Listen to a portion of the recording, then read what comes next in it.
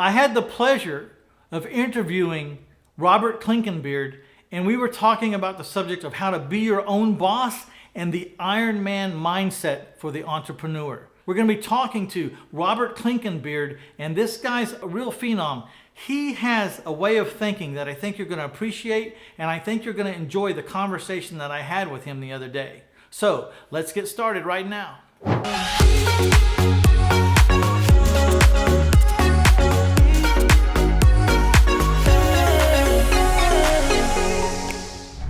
With no further ado, how are you doing today, Robert Clinkenbeard? I'm great. Well, I really appreciate your invite onto the show today, Mitch. Good to see you again. My pleasure. We met at the Multipliers Mastermind in Tulum. There was a lot of great guys there. Robert was one of them. And I asked him if he'd come on the show, and he said yes. And I'm elated because, you know, you've helped a lot of coaches in their time too, right? That's right. Yep. Coaches in different business fields.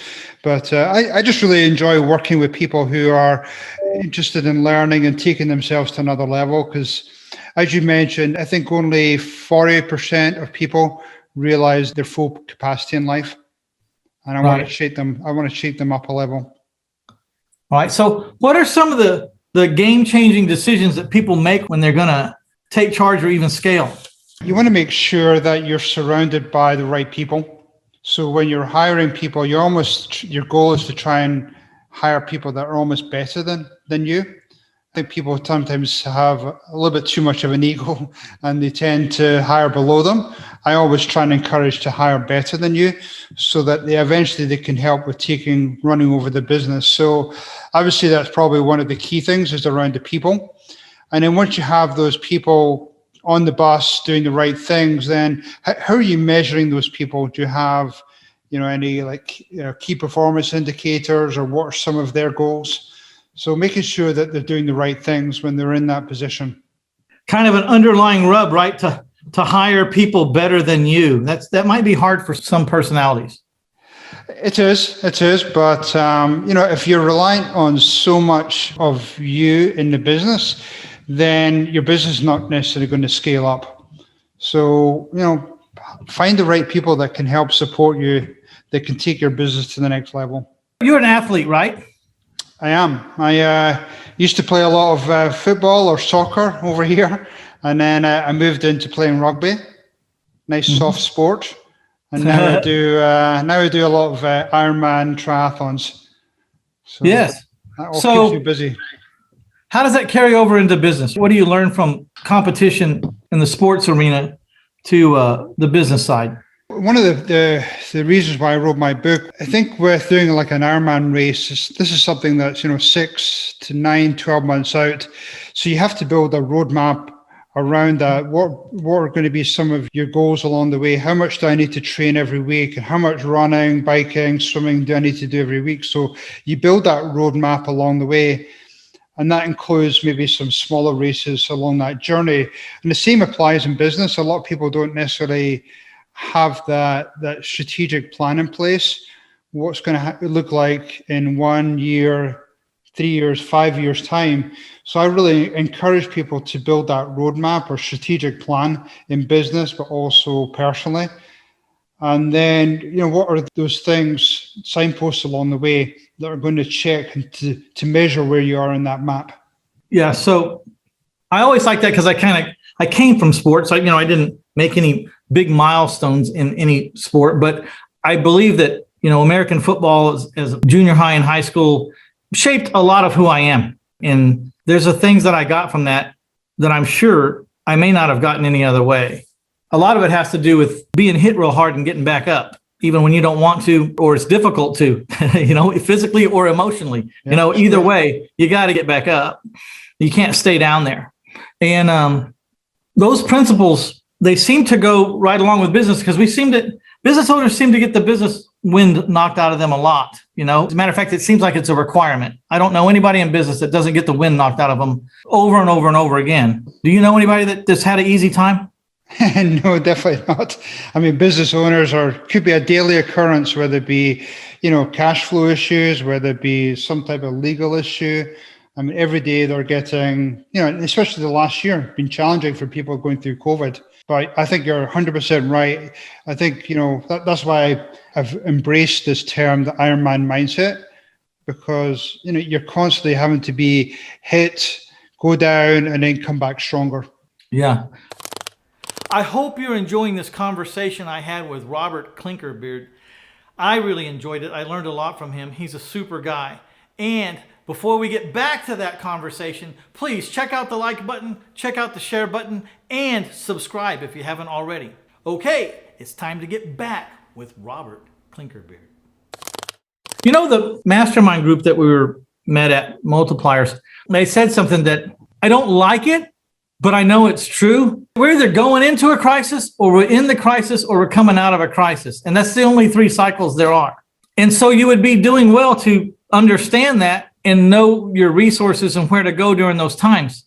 And a lot of times the right coach is the place to be, for that. When you see your clients come to you and ask for business coaching as a business owner, what state are they typically in when they come to you? They're usually hurting. They're usually in a bad way. They're usually going through some type of pain, which is unfortunate because, a lot of the time, if they'd reached out to somebody around them in an earlier stage, they wouldn't quite be in so much pain. And I talk about that in my book, that whether you're in business or whether you're in some type of endurance sport or any type of sport, surrounding yourself with the right people, whether it be a coach, whether it be other athletes, whether it be just other mentors. I think it's just good to have those people around you to pull you through those types of challenges. I used to have, when I was doing my Ironman races, I had, a swim coach, because I literally could swim one length of the pool in breaststroke. Here I am, I'm now swimming, 2.5 miles freestyle.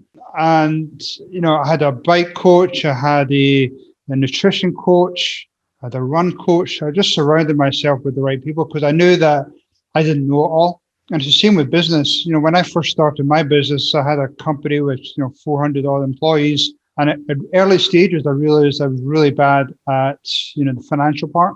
I didn't understand my financials.